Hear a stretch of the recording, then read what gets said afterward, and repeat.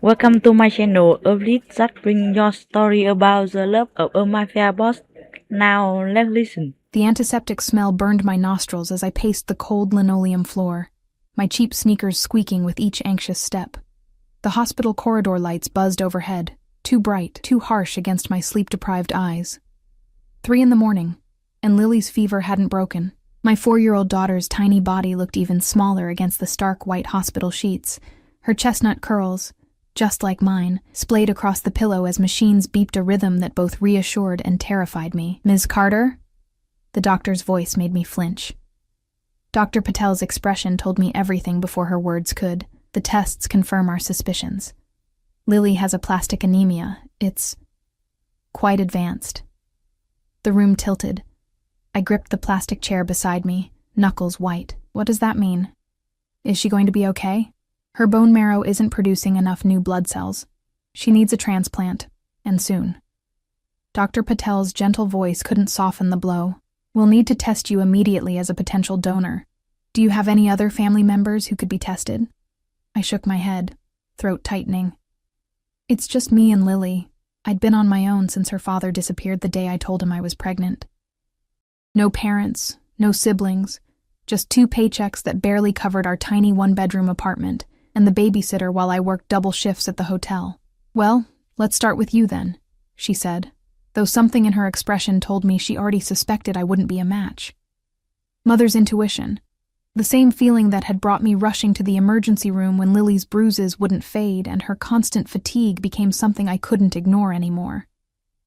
Hours blurred together, blood draws, forms, medical terms I couldn't fully understand. Somewhere between dawn and full morning, the worst was confirmed. I wasn't a match. The chances of finding an unrelated donor quickly enough were explained to me in percentages that made my stomach knot. I sat beside Lily's bed as she slept, her skin so pale it seemed translucent under the hospital lights. "We'll start you on immunosuppressive therapy today, Doctor," Patel said, while we searched the donor registry. "And the cost?" I whispered, though I already knew the answer. "Let's focus on treatment first. There are programs, but I knew those programs, the wait lists, the partial coverage. My insurance from the hotel barely covered routine checkups." When Lily woke briefly, I painted on a smile and read her favorite story about the princess who saved herself. She fell back asleep midway through, tiny fingers still clutching mine. I stepped into the hallway, leaned against the cold wall, and finally allowed myself to cry. Silent, shuddering sobs that left me hollow. "Ms. Carter?" A nurse approached, her face pinched with concern. "There's a call for you at the nurse's station." I wiped my face with my sleeve. "For me? Who even knows I'm here?" She shrugged. Said it's about Lily's condition. Confused, I followed her to the desk where she handed me a phone receiver. "Hello?" My voice cracked. "Elena." The male voice on the other end was unfamiliar, deep, with the faintest trace of an accent I couldn't place. "I understand your daughter needs a bone marrow donor." I froze. "Who is this?" "Someone who might be able to help." A pause. "I have a potential donor for Lily." "How do you know my daughter's name? How do you know anything about us?" Panic rose in my chest. "I know many things, Elena, including that you're running out of time and options." His tone remained calm, controlled. "My driver is waiting outside the hospital. Eastern entrance. Black Bentley. He'll bring you somewhere we can talk. I'm not going anywhere with a stranger. My daughter is sick." "Your daughter has aplastic anemia. She needs a bone marrow transplant within weeks, not months, and you're not a match." His voice hardened slightly. "I wouldn't waste time asking how I know. The question is whether you want my help." I gripped the counter, my knees suddenly weak. "Why would you help us? You don't know us." A long silence followed. "Let's just say I have my reasons. The car will wait 20 minutes. Your choice." The line went dead. I stared at the receiver, my heart hammering. "Everything okay, hun?" The night nurse looked concerned. I nodded automatically, though nothing was okay. Lily was dying. I was broke.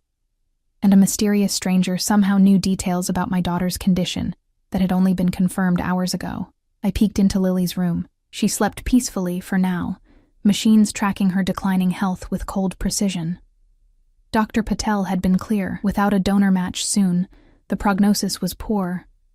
What choice did I really have? 15 minutes later, I'd spoken to the nurses, promising to be back before Lily woke. The eastern entrance was deserted at this hour, save for a gleaming black Bentley idling at the curb.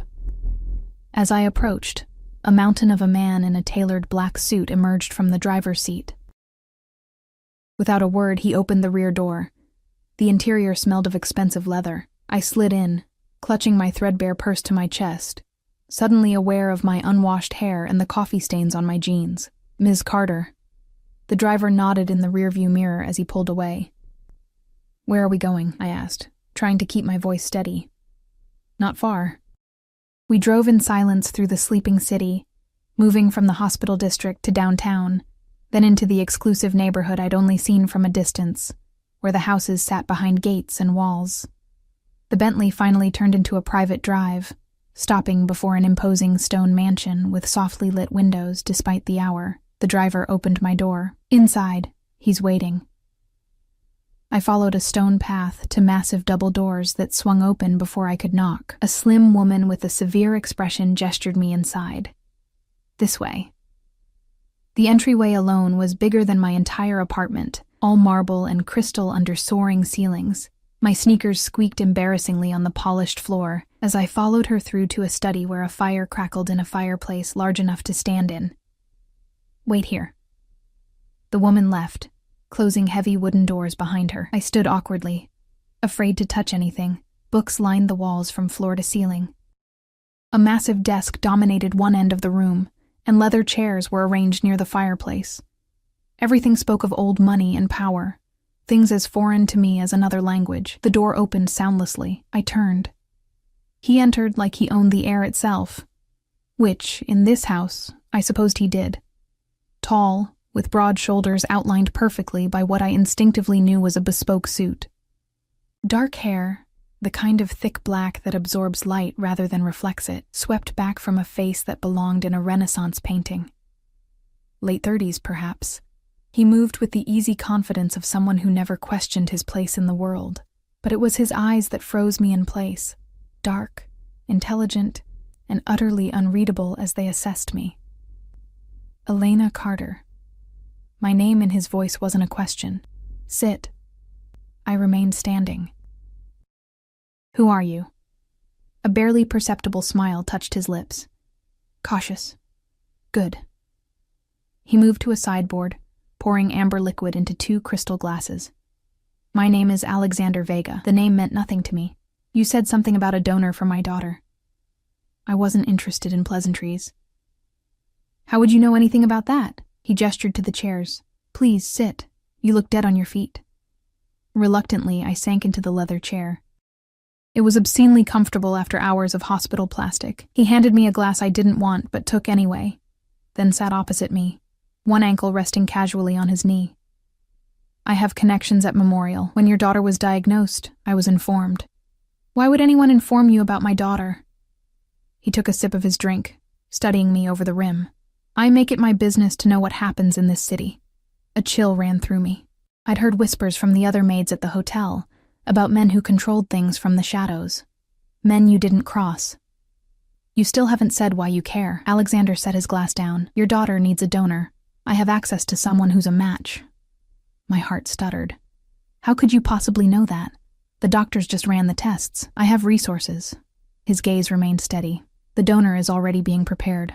The procedure can happen within days." Hope, dangerous, desperate hope, flared in my chest. Then suspicion doused it. "Why would you do this? What do you want?" Smart question. He leaned forward, elbows on knees. Up close I could smell his cologne, something expensive and subtle. "What I want is simple, Elena. Your time." "My time?" "Your daughter receives the transplant. The finest care. All expenses covered." His voice was matter-of-fact. "In exchange, you come work for me."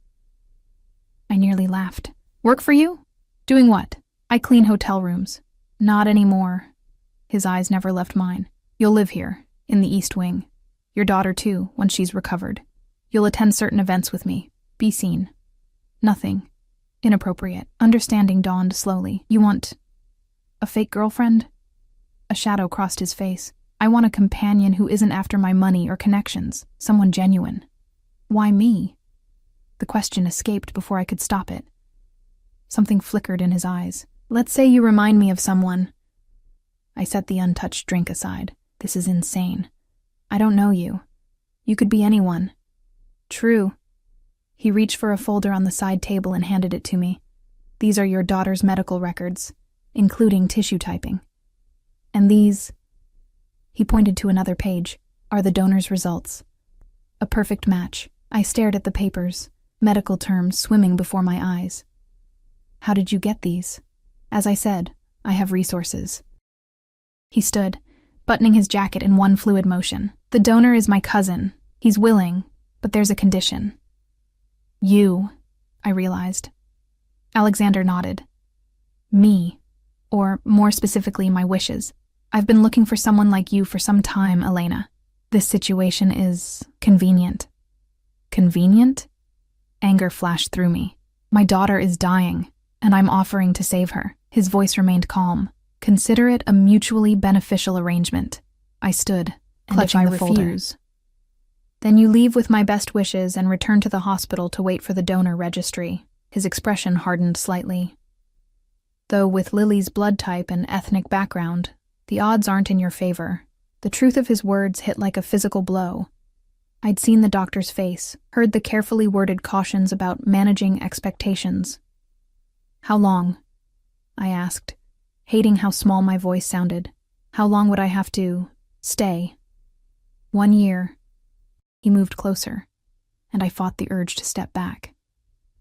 Your daughter receives the transplant regardless. I'm not a monster, Elena, but you stay for 1 full year. And then what? Then you're both free to go, with a generous severance. I thought of our apartment with its leaking ceiling and secondhand furniture, of working double shifts while still barely making rent, of Lily's face, growing paler each day. I need to think about this. He nodded, reaching into his pocket and extracting a business card. You have until noon tomorrow. After that, my cousin leaves the country for work. As if summoned by telepathy, the door opened and the severe woman reappeared. The car is ready, sir. Take Miss Carter back to the hospital, Maria. I turned to leave, then paused. How do I know this isn't some elaborate lie? Alexander's expression didn't change. Call the number on the card when you decide. If it's yes, the donor will be at Memorial by evening. If it's no, well... He picked up his glass again. I suppose you'll have your answer then. Dawn was breaking as the Bentley delivered me back to the hospital. I sat beside Lily's bed, watching her chest rise and fall, the folder from Alexander clutched in my hands. I'd seen enough medical forms in the past 24 hours to recognize real ones. A perfect match. A life for my daughter. All it would cost was a year of mine. At 11:58 a.m., I called the number. He answered on the first ring, as though he'd been waiting with the phone in hand. Yes, I said, without preamble. But I have conditions of my own. There was a pause. Then what might have been a chuckle. I'm listening. I keep my job at the hotel, part-time. Unacceptable.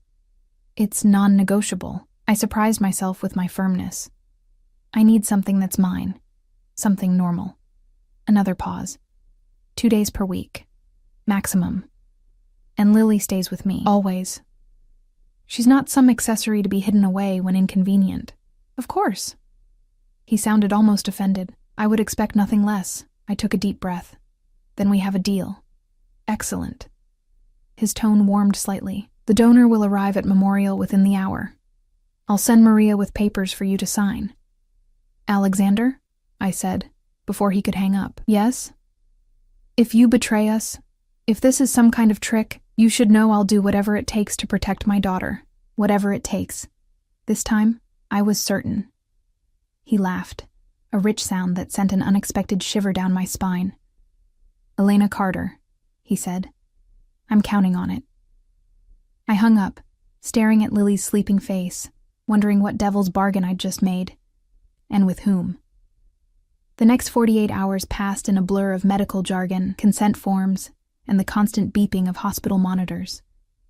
True to Alexander's word, the donor, A slender, serious man who looked vaguely related to him arrived at Memorial within the hour after my call. He nodded politely when we were introduced, but said little. I couldn't decide if his silence was respect or disdain for the woman who'd made a deal with his powerful cousin. Dr. Patel couldn't hide her shock at our sudden stroke of luck. A perfect match appearing out of nowhere is unusual, she said, eyeing me carefully as we stood in the hallway outside Lily's room, especially one willing to donate immediately. I focused on the clipboard in my hands. I reached out to some distant relatives. She didn't believe me, I could tell. But the match was real, the paperwork impeccable. When medicine has what it needs, questions about providence become secondary. The transplant procedure was scheduled for the following morning. I spent that night curled uncomfortably in the chair beside Lily's bed, watching her sleep, wondering if I'd sold us into some elegant form of captivity or saved her life. Perhaps both. "Mommy?" Lily's voice, raspy from sleep, pulled me from an uneasy doze just before dawn. I leaned forward, brushing hair from her forehead. "I'm here, sweetheart." Her small face was serious in the dim light. "The nurse said I'm getting new blood today." Something like that. I tried to smile. "Special cells that will help you make your own healthy blood again." She considered this with the gravity only a 4-year-old can muster. "Will it hurt?" "You'll be sleeping, honey. When you wake up, it'll already be done." "And then I'll be all better?" My throat tightened. "Not right away. It takes time. But yes, then you'll be better." She nodded, accepting this with a child's faith. "Can we go home after?" Home. Our cramped apartment suddenly seemed like paradise compared to what waited at Alexander's mansion. "Not right away," I said carefully. "We're going to stay somewhere else for a while. Somewhere nice, where people will help take care of you while you get better." "Like a hotel?" "Even fancier than the hotel where Mommy works," she smiled, revealing the gap where she'd lost her first tooth just weeks ago. "Will you still tell me stories?" "Every night," I promised, taking her small hand in mine. "That won't ever change."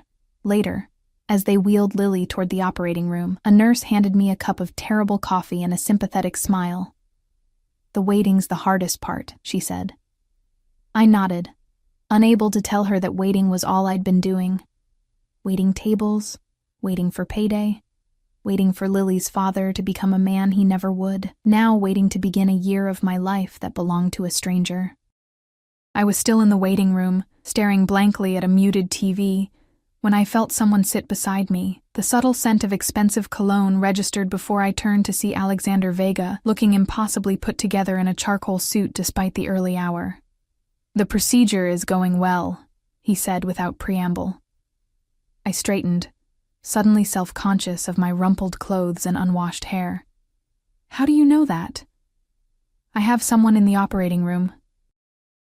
At my alarmed look, he added, "An anesthesiologist I trust. He's monitoring everything." Of course he had someone. Alexander Vega seemed to have someone everywhere. "You didn't need to come," I said, unsure whether I was annoyed or relieved by his presence. "I wanted to see how you were holding up." His dark eyes studied my face. "You haven't slept." It wasn't a question. "Would you? If it were your child?" Something flickered in his expression. So quickly I might have imagined it. "No," he said quietly. "I wouldn't." We sat in silence for several minutes, the distance between our worlds making small talk impossible. Finally, he reached inside his jacket and withdrew an envelope. "These are key cards to the East Wing and the main house. Security codes. Some information you'll need." He placed them on the seat between us. "Maria has prepared rooms for both of you. The wing has its own kitchen, though meals are provided in the main dining room if you prefer." I didn't touch the envelope. "Lily will need to stay in the hospital for at least 2 weeks after the transplant.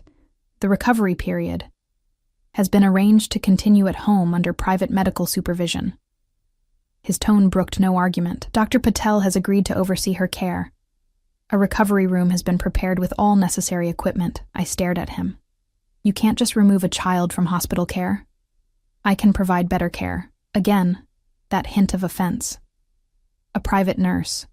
Round-the-clock monitoring, no exposure to hospital infections. Dr. Patel will visit daily. Did you threaten her? The words escaped before I could stop them. Alexander's jaw tightened. I don't threaten doctors, Elena. I pay them, handsomely, for their exclusive attention. Before I could respond, the doors opened and Dr. Patel appeared, surgical mask pulled down around her neck. Ms. Carter? The procedure went smoothly. Lily's in recovery now. I stood, relief making me lightheaded. Can I see her? In about 20 minutes, her gaze shifted to Alexander, who had risen beside me. Mr. Vega, I didn't expect to see you here, Doctor. He nodded slightly. She turned back to me with a practiced smile that didn't quite reach her eyes. We've discussed the home care option. While unusual, the facilities Mr. Vega has prepared exceed our standard recommendations for post-transplant care. I looked between them, understanding that whatever strings Alexander had pulled, they reached further than I'd imagined. I'll see you in recovery, Dr. Patel said, and with another glance at Alexander, disappeared through the doors. What did you do? I asked when we were alone again. Funded a new pediatric research wing. He straightened his already perfect cuffs. Memorial has been trying to secure financing for years, in exchange for letting Lily go. In exchange for allowing her to receive superior private care. He met my gaze directly. The recovery period is crucial, Elena. Would you prefer she spend it in a hospital where nurses are overworked and infections common, or in a controlled environment with dedicated care? Put that way, there was no argument. Still, the speed and extent of his control over the situation left me uneasy. What exactly had I agreed to? I need to see my daughter, I said finally. He nodded, reaching for his phone. My car will be waiting when she's cleared for transport. The nurse and medical equipment are already en route to the house. As he turned to leave, I found my voice again. Alexander? He paused. Thank you. For the donor. Whatever else happens, thank you for that. His expression softened almost imperceptibly. Get some rest, Elena. You start your new life tomorrow. 3 days later, Lily and I were installed in the east wing of Alexander's mansion.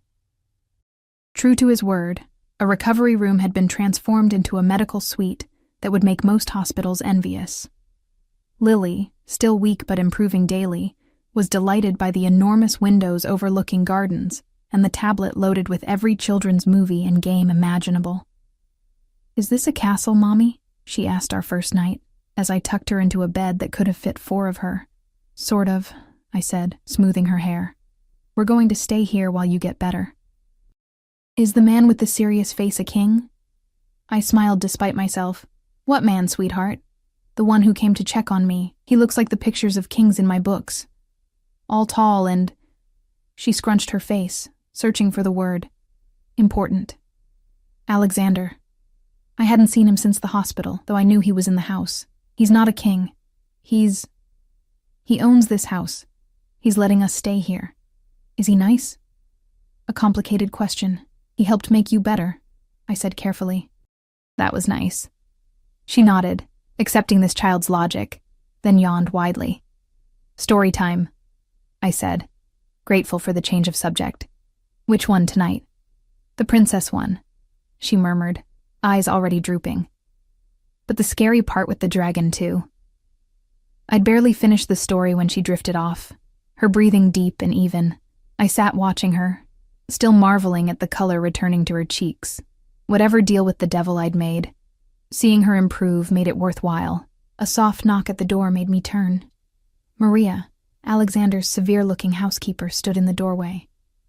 Mr. Vega requests your presence for dinner, she said, her tone making it clear this was less request than command. I glanced down at my jeans and sweater. I'm not really dressed for... Suitable attire has been provided in your dressing room. The nurse will stay with Miss Lily. Her expression softened fractionally. She's doing well. You should eat. 30 minutes later, freshly showered and wearing a simple black dress I'd found hanging in a closet bigger than my bedroom at home, I followed Maria through the main house. Each room we passed seemed designed to emphasize the gulf between Alexander's world and mine. Priceless art, antique furniture, soaring ceilings. Money, but old money, the kind that whispered rather than shouted. The dining room continued the theme, a table that could seat 20 held settings for just 2 at one end. Candles flickered in silver holders taller than my forearm. Alexander stood as I entered, impeccable in a tailored shirt, no tie, dark trousers. "Elena? You look rested." Amazing what actual sleep can do. I remained near the doorway, suddenly awkward. "Maria said you wanted to see me. I thought we should discuss expectations." He gestured to the chair across from his. "And I assumed you'd be hungry." As if on cue, a man in a dark suit appeared with a bottle of wine. Another followed with plates of something that smelled incredible. I sat, placing the linen napkin carefully in my lap. "Is this how you always eat? Full service for an ordinary dinner?" A ghost of a smile touched his lips. "Is this an ordinary dinner?" Point taken. Nothing about this situation was ordinary. The wine was poured, the food served. I waited until we were alone before speaking again. "What expectations did you want to discuss?" Alexander took a sip of wine, studying me over the rim of his glass. "You agreed to be my companion for social events. The first is this Saturday." I nearly choked on my water. "This Saturday? Lily's barely—" "Will be perfectly fine with her nurse for a few hours," he finished smoothly. "It's a charity gala. We'll be photographed arriving together. You'll be introduced as my guest. That's all that's required. And if I refuse?"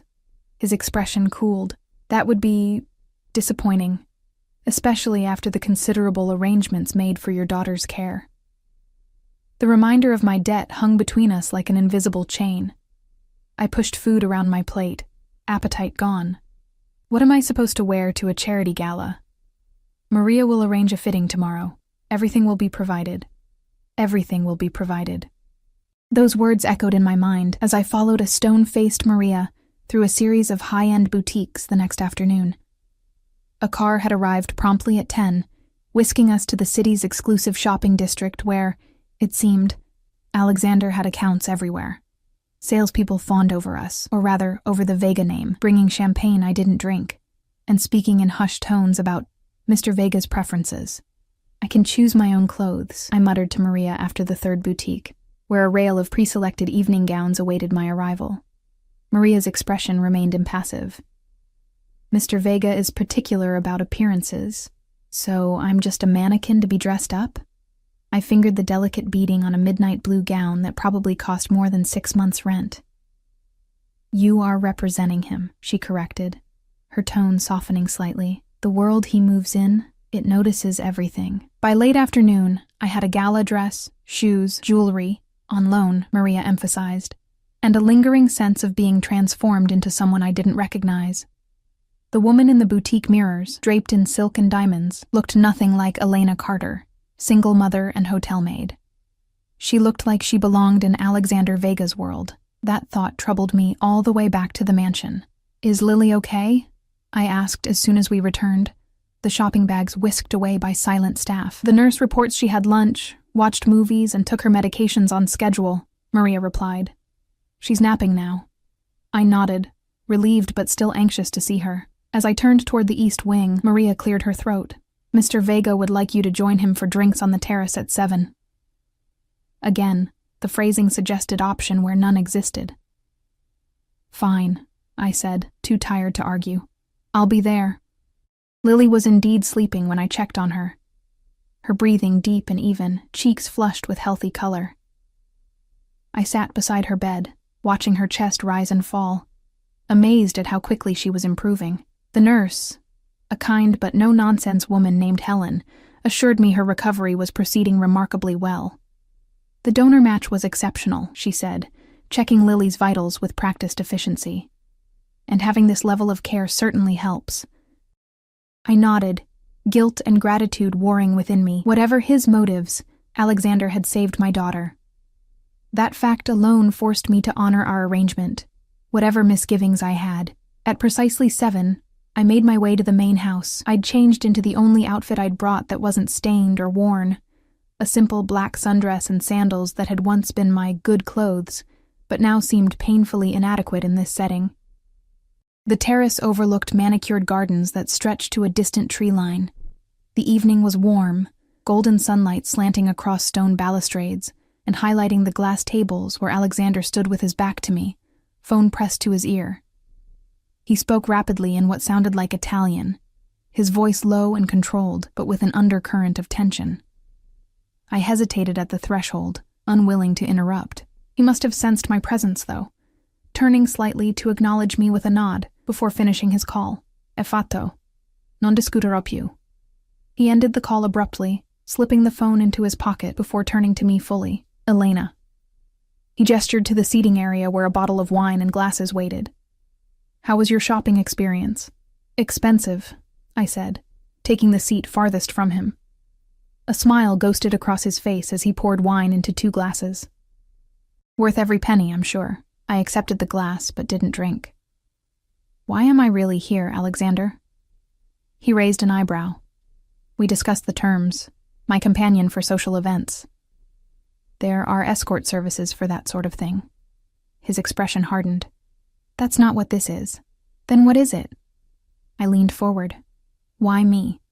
Why not someone who actually belongs in your world?" Alexander studied me for a long moment, then set his glass down. "Perhaps because I'm tired of people from my world, as you put it." "What does that mean?"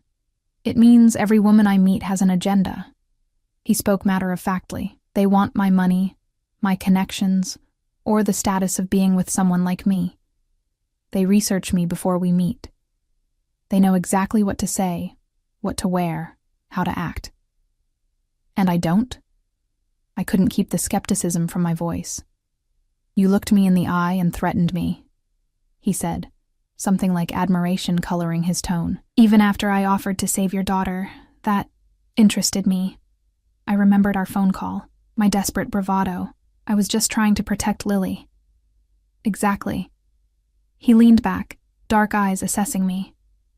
"You weren't trying to impress or manipulate me. Your priority was your child, not me." "That's refreshing." I sipped the wine, considering his words. "So I'm here because I don't care about being here? You're here because you're authentic." Real, a shadow crossed his features. I had enough fakeness in my childhood to last several lifetimes. Something in his tone suggested depths I hadn't expected. Before I could pursue it, he continued. "The gala on Saturday benefits children's medical research. The foundation was established by my mother before she died." His voice was carefully neutral. "It's important to me. I need someone beside me who won't embarrass me or try to leverage the connections there." "And you think that's me? I don't know which fork to use for salad." "You'll learn." He stood, moving to the balustrade to look out over the gardens.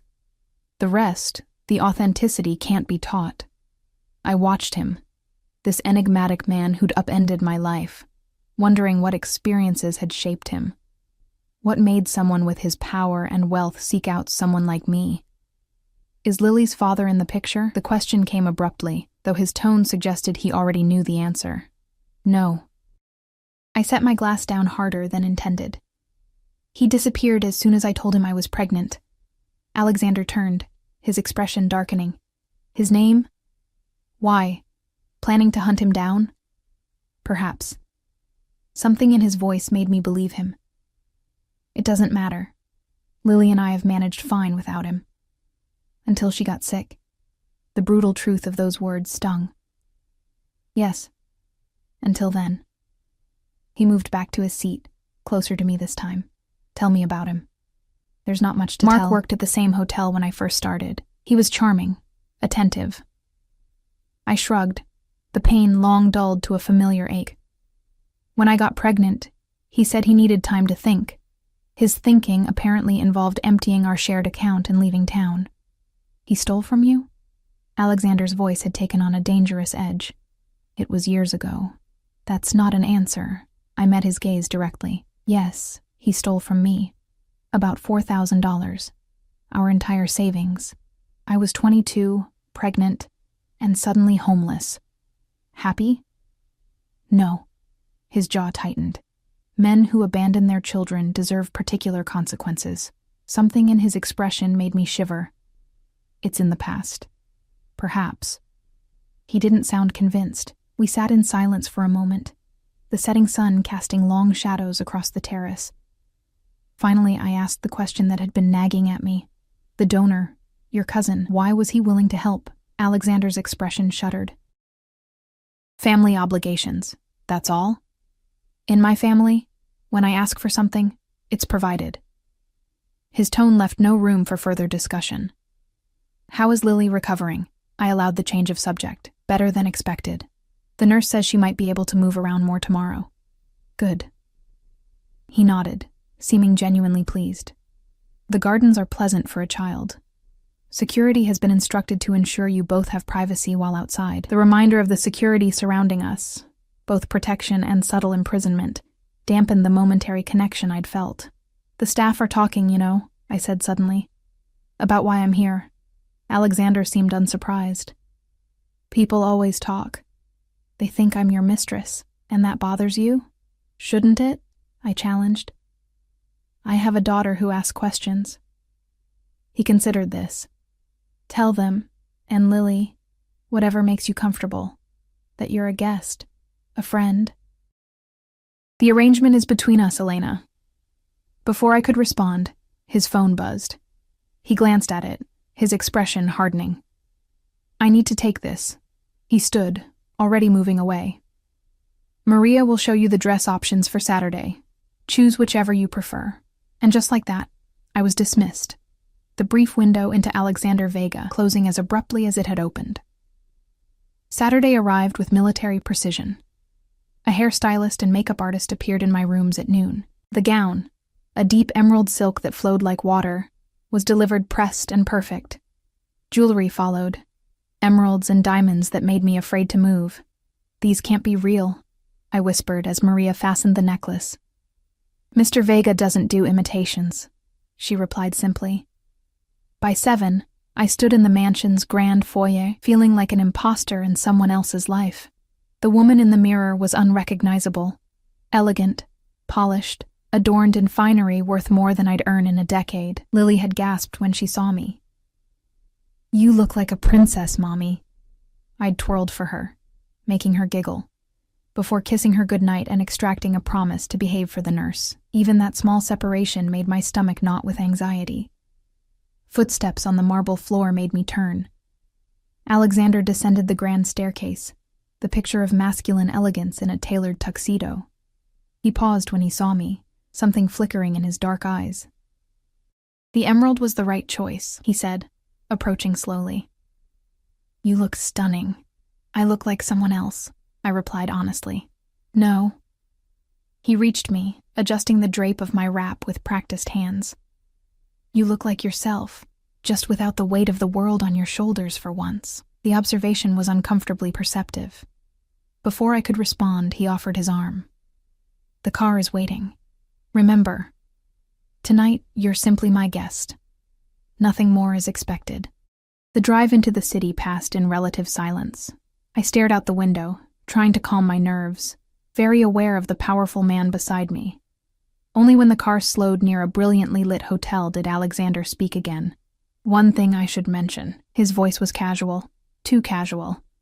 My former fiancée will likely be there tonight, Sophia Ricci. I turned to him, surprised. You were engaged? Briefly. It ended 6 months ago.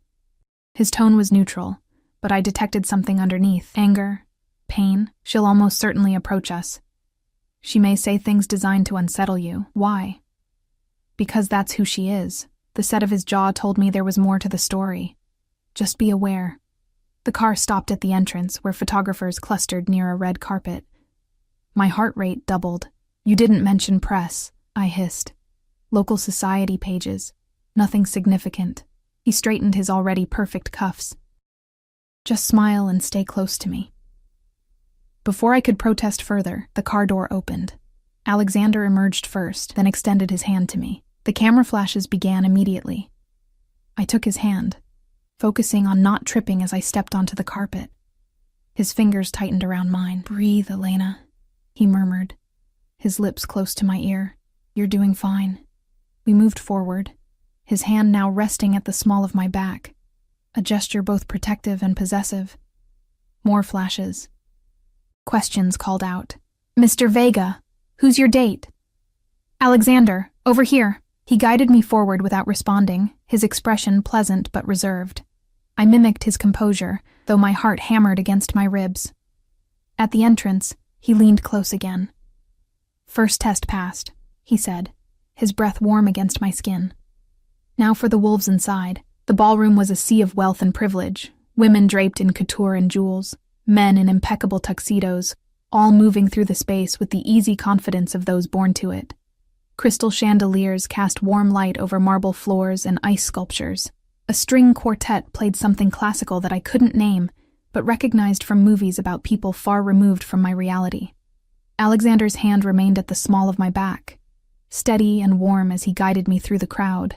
People parted before him like water, nodding respectfully, some brave enough to offer greetings. He responded with practiced politeness, introducing me simply as Elena, without explanation, the omission somehow emphasizing my importance rather than diminishing it. Alexander Vega. A silver-haired man approached, hand extended. The Foundation is grateful for your continued support. Senator? Alexander shook his hand. My mother's work deserves to continue. Indeed. The senator's gaze shifted to me, curious but polite. And who might this lovely woman be? Elena Carter. Alexander's hand pressed slightly firmer against my back. Elena. Senator Williams serves on the Foundation's board of directors. I extended my hand as I'd seen others do. It's nice to meet you, Senator. The pleasure is mine. He smiled, though his eyes assessed me with politician's calculation.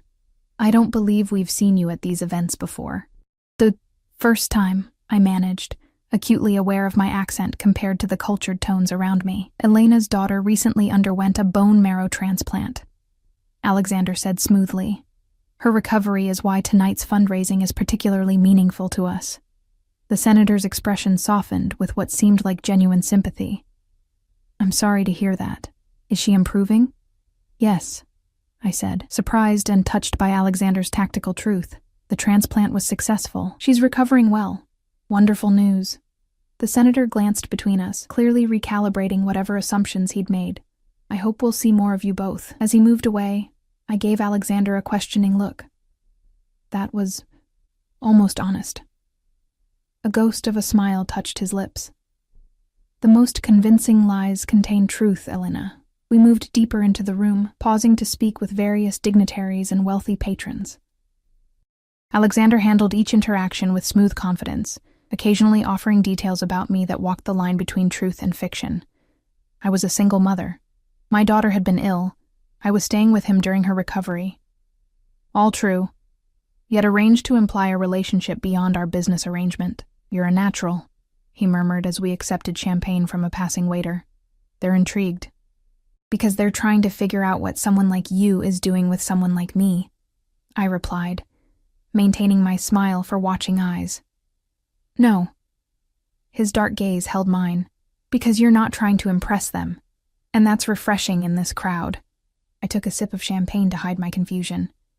For a man who'd essentially purchased my company, Alexander seemed genuinely appreciative of my authenticity. Before I could dwell on this contradiction, a ripple of whispers spread through the crowd nearby. Alexander's posture stiffened almost imperceptibly. She's here, he said, his voice dropping lower. I didn't need to ask who. The woman approaching us commanded attention without effort, tall and slim in a crimson gown that clung to her perfect figure. Dark hair swept into an elegant updo that highlighted aristocratic features. She moved like a panther, powerful and dangerous, her eyes, cold and assessing, fixed on Alexander with laser intensity. Alexander. Her voice was honey poured over ice. How nice to see you supporting the cause. It's been, 3 months? Sophia. His tone remained pleasant, though I felt tension radiating from him. I wasn't aware you were in town, clearly. Her gaze slid to me, taking in every detail with surgical precision. Aren't you going to introduce me to your friend? The slight pause spoke volumes. Alexander's jaw tightened. Sophia Ricci, Elena Carter. He kept the introduction minimal. Sophia's father is a business associate. Among other things, Sophia's smile didn't reach her eyes. Alexander and I have known each other since childhood. We were practically promised to each other, weren't we, darling? Alexander didn't rise to the bait. Elena's daughter recently underwent a successful bone marrow transplant. She's staying at the estate during recovery. Sophia's perfectly sculpted eyebrows rose. How charitable of you. Her attention returned to me, gaze sharpening. And what exactly did you do before becoming Alexander's house guest? The implication was clear. I lifted my chin, refusing to be intimidated. I work at the Grand Metropolitan Hotel. As what exactly? Management? Her tone suggested she knew that wasn't the case. Housekeeping, I said clearly, watching her eyes widen fractionally. I clean rooms. A predatory smile spread across her face as she turned back to Alexander. My. How your tastes have simplified. Alexander's expression remained impassive, but I felt his hand at my back tense. Elena has more integrity in one day than most people in this room demonstrate in a lifetime, present company included. Sophia's smile faltered, always the knight in shining armor. She leaned closer, lowering her voice. Tell me, does she know why you really brought her here? About your little problem? I think we've exchanged enough pleasantries, Alexander said coolly. Enjoy your evening, Sophia. He guided me away, his hand now firmly at my waist. I could feel the tension in his body, controlled but unmistakable. What did she mean? I asked quietly when we were out of earshot.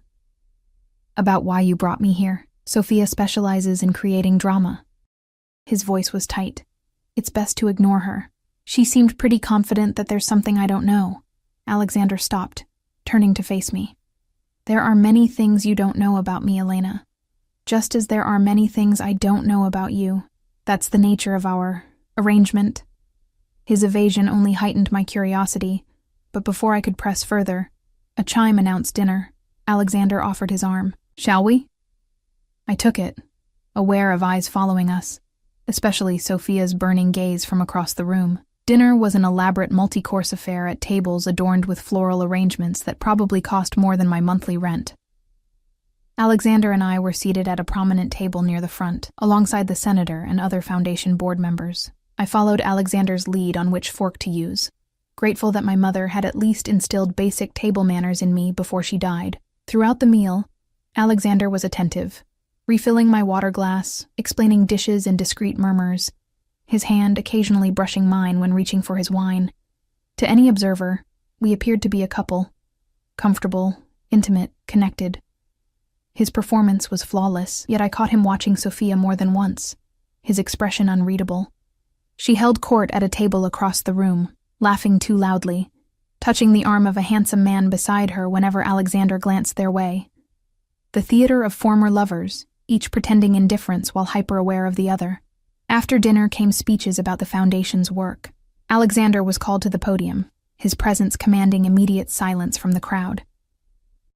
He spoke eloquently about his mother's vision, the children helped by the Foundation, the ongoing need for research funding.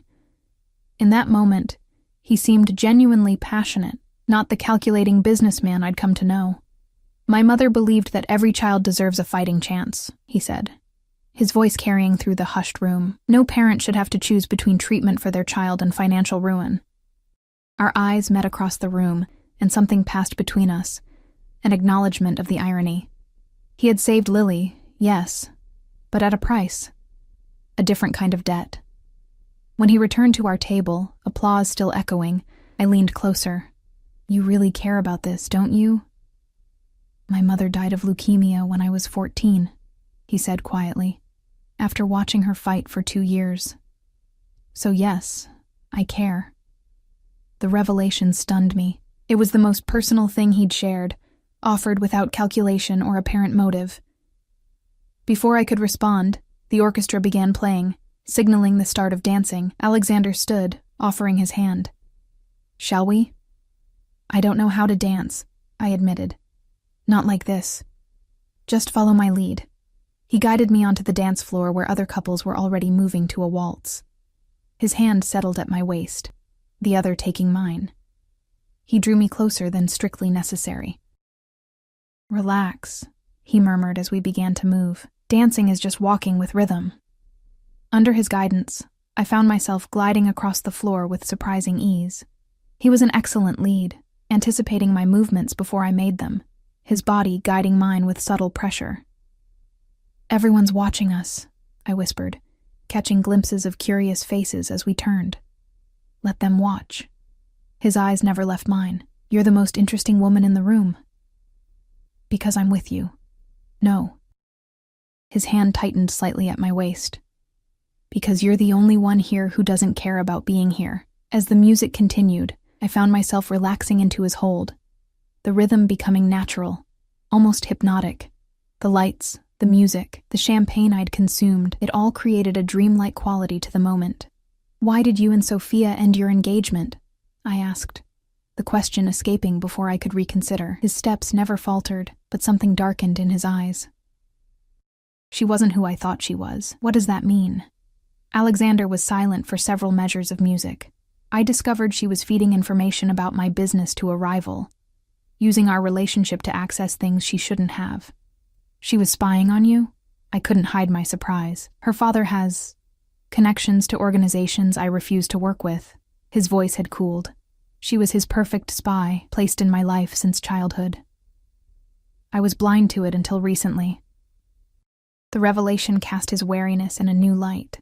No wonder he valued my disinterest in his business affairs. "I'm sorry," I said simply. He looked genuinely surprised. "Why would you be sorry?" "Because betrayal hurts, no matter who you are." I thought of Lily's father, the smaller but still painful betrayal of his abandonment. Finding out someone isn't who you thought they were.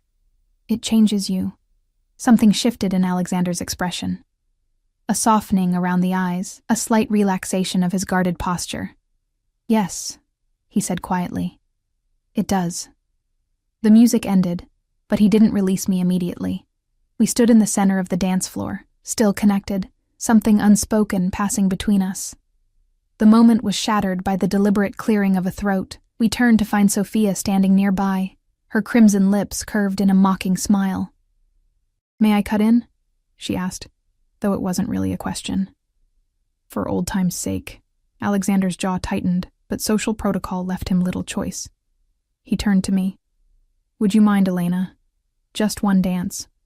"Of course not," I said, stepping back. I could use some fresh air anyway. I moved away before he could respond, needing space from the intensity of the moment we'd shared.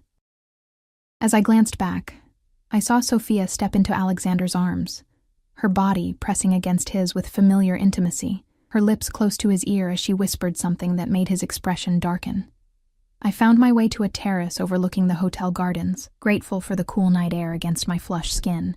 Leaning against the stone balustrade, I tried to make sense of the contradictions that were Alexander Vega, cold businessman and passionate advocate, calculating manipulator and wounded son.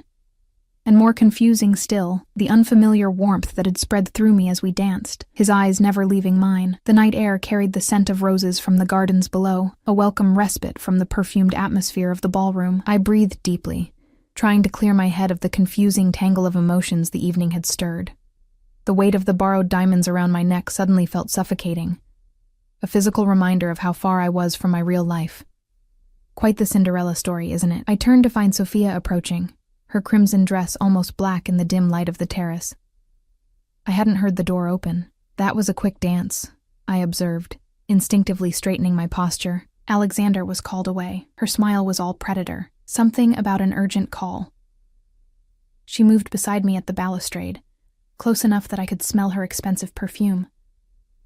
For a moment, we both gazed out at the darkness in silence. "Do you know what fascinates me?" she finally said, her voice deceptively conversational. "How quickly he found you after our engagement ended." I kept my expression neutral. "I don't know what you mean." "Of course you don't." She laughed softly. "That's part of your charm, I suppose. This wide-eyed innocence." Her gaze raked over me. "Tell me, how much is he paying you? For you and your conveniently sick daughter?" My hands tightened on the stone railing. "My daughter almost died. There's nothing convenient about that." "Perhaps not." She tilted her head. "But it made you the perfect candidate. Desperate, grateful, malleable." "Candidate for what, exactly?" Her perfectly shaped eyebrows rose. You really don't know, do you? She leaned closer. Alexander needs a wife. Soon. It's a condition of his inheritance. I stared at her, certain she was lying. That's ridiculous. Is it? His grandfather's will was very specific. Full control of Vega Holdings transfers to Alexander when he turns 40, or when he marries, whichever comes first. Her smile turned cruel. He turns 40 in 3 months. Otherwise, control remains with the board of directors, a board that includes my father. The pieces clicked into place, his urgency in finding a companion, the public appearances, the elaborate show for the benefit of others. Why are you telling me this? Professional courtesy. She shrugged one elegant shoulder. One pawn to another. I'm not a pawn. Darling, we're all pawns in Alexander's world. I was simply smart enough to play my own game alongside his. Her expression hardened. But make no mistake. He will use you, marry you if necessary, then discard you once he has what he wants. My mind raced. Could she be right? Was I just a convenient solution to Alexander's inheritance problem? It would explain the strange arrangement, the rushed timeline. You don't know what you're talking about, I said, with more confidence than I felt. Don't I? Her laugh was brittle. I've known him since we were children. His father and mine built their empires together. She leaned closer, her voice dropping. Did he tell you how he got those scars on his back? I frowned, confused. What scars? So you haven't seen him without his shirt? Her smile was knowing. His father was a monster, a brilliant businessman, but a cruel man. Alexander took beatings meant for his younger brother for years. Her eyes narrowed. It taught him to endure pain, to compartmentalize, to use people without remorse. I thought of the brief glimpses of vulnerability I'd seen in him, his passion for the foundation, his quiet fury at Lily's father's abandonment, the softness in his eyes when he spoke of his mother. If you hated him so much, why agree to marry him? Business. She shrugged again. The same reason he agreed to marry me. At least until he discovered I had my own agenda. She examined her manicured nails. Men like Alexander can't stand being outplayed. The terrace door opened, spilling golden light across the stone. Alexander stood framed in the doorway, his expression thunderous as his gaze fixed on Sophia. I believe your date is looking for you, he said, his voice deceptively calm. Sophia straightened, unruffled. We were just having a lovely girl-to-girl chat, getting to know each other. I'm sure. His jaw was tight. Your father's waiting at your table. Something about leaving early. A flicker of unease crossed her perfect features. Always so serious, Alexander. She touched my arm lightly. Think about what I said, Elena. While you still have choices. She glided past him into the ballroom, the scent of her perfume lingering in her wake. Alexander watched her go, then turned to me, his expression unreadable in the half-light. Whatever she told you, is it true? I interrupted. About the inheritance? His silence was answer enough. So I'm just part of your plan to secure your fortune. The hurt in my voice surprised me. A convenient solution to your deadline problem. Alexander moved closer, his eyes never leaving mine. It's not that simple. Explain it to me then. I crossed my arms. Make me understand why you didn't tell me the real reason you needed a companion. He was quiet for a long moment, his gaze shifting to the darkness beyond the terrace. When he spoke, his voice was lower than usual, stripped of its usual controlled confidence. My grandfather built Vega Holdings from nothing. My father expanded it, but through methods my grandfather wouldn't have approved of. His profile was sharp against the night sky. Before he died, my grandfather added codicils to his will, safeguards to ensure the company wouldn't continue down my father's path. Marriage or turning 40, I said. That doesn't explain why you didn't tell me. Would you have believed me? A wealthy man claiming he needed to marry for his inheritance? His laugh was without humor. It sounds like a bad movie plot.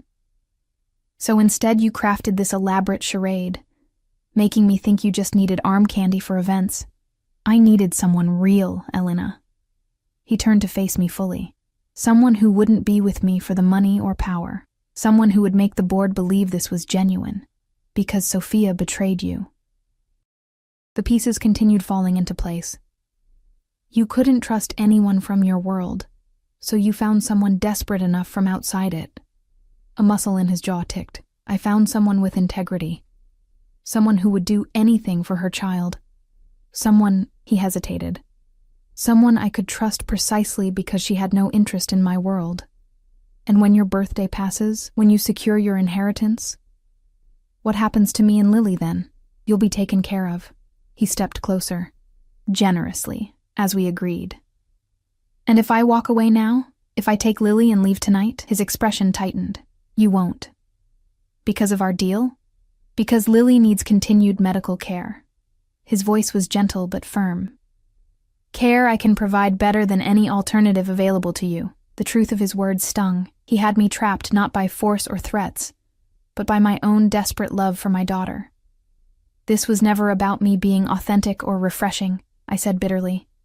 It was about finding someone with no power to betray you. It started that way, he acknowledged, surprising me with his honesty. But it's become more complicated. Complicated how? He stepped closer, close enough that I could feel the heat of him in the cool night air.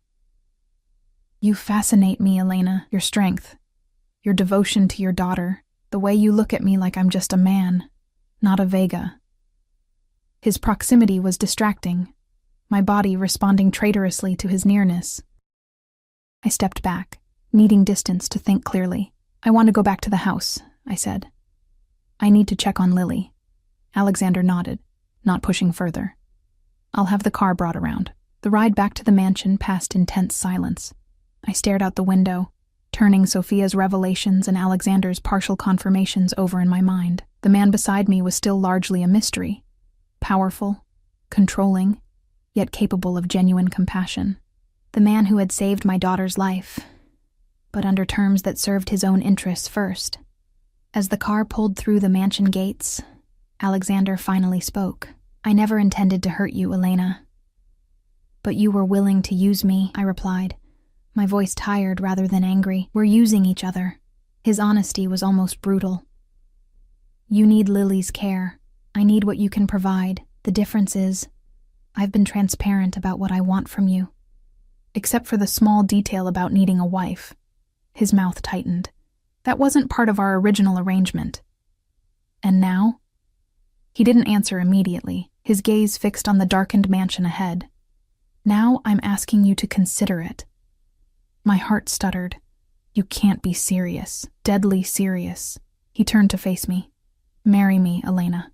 For 1 year. Everything else remains the same. The medical care for Lily, the separate living arrangements if you prefer.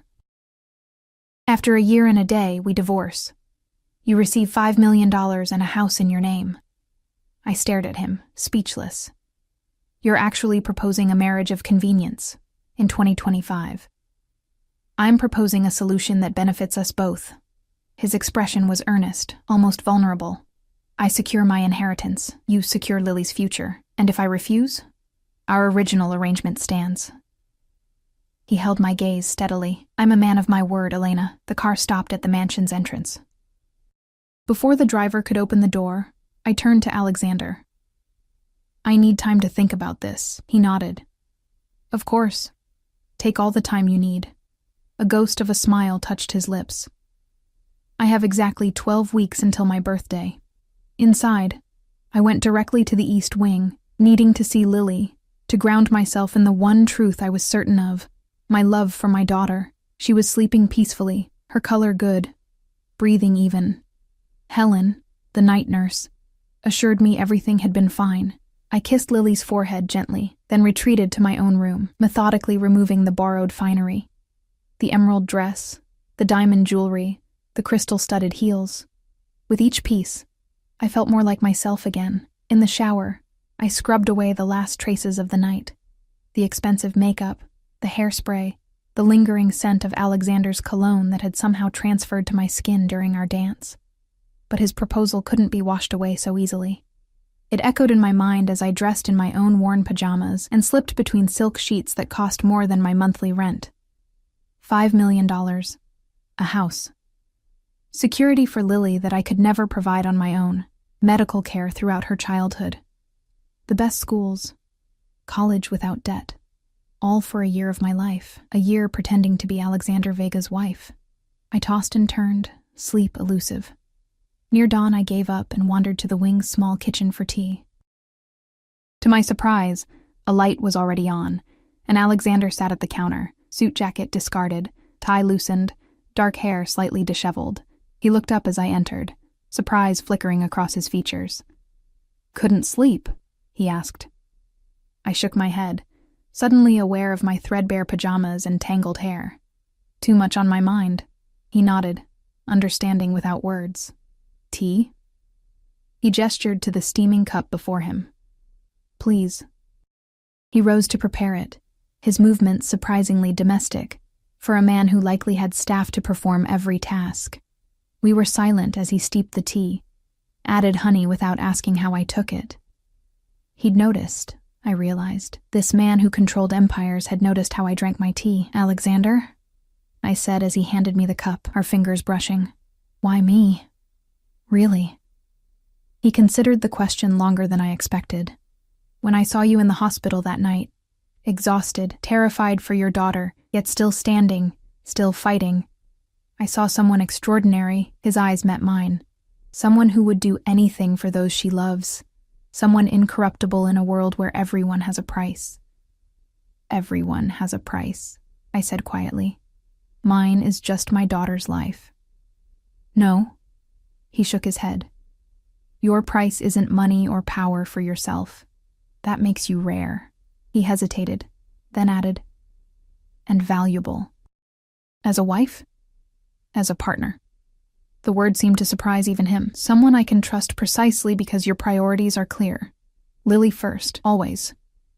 I sipped my tea, considering his words. "And what would this partnership entail exactly?" "Public appearances, living here. Separate bedrooms if you prefer." His gaze held mine, but a real chance to know each other, without pretense. "And after the year, you'll be free, with the means to give Lily everything she deserves." His expression softened. "But perhaps by then, you might find this world isn't as foreign as it seems now, that we aren't as different as you believe." I studied him. This complex, controlled, powerful man who had upended my life, saved my daughter, and now offered a devil's bargain too tempting to dismiss. "I'll give you my answer in the morning," I said finally. He nodded, accepting this. As I turned to leave, he spoke again. "Elena?" I paused at the doorway. "Whatever you decide, I want you to know." He hesitated, vulnerability flashing briefly across his features. "You've reminded me what it means to care about something beyond business, beyond power. That alone is worth more than you know." In that moment, looking at Alexander Vega, billionaire, power broker, wounded soul, I realized that perhaps I wasn't the only one being rescued in this strange arrangement. "Good night, Alexander," I said softly. "Good night, Elena." As dawn broke over the gardens, I sat beside Lily's bed, watching her peaceful sleep, her chest rising and falling with healthy breaths. I thought of the future stretching before us, uncertain, precarious if we left this place, secure but complicated if we stayed.